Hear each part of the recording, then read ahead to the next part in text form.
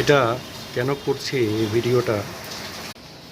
বাইরে বৃষ্টি পড়ছে, তাই আমি মোবাইলটা বের করে শর্টটা নিয়ে নিলাম।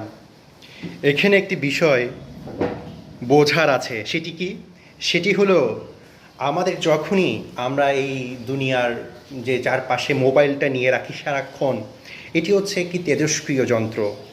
তো এই যে মোবাইলটা আমি হাতে ধরে আছি সারাক্ষণ সর্বক্ষণ কিংবা কিছুক্ষণের জন্য আমরা মোবাইলটা রাখছি, আপনি এই আপনি এই কাজের ফাঁকে আপনি প্রকৃতির সান্নিধ্যে যান, প্রকৃতির কাছে যান, দেখবেন আপনার মনে, আপনার শরীরে এক আনন্দময় পরিবেশ তৈরি হচ্ছে এবং এতেই আপনার মনটা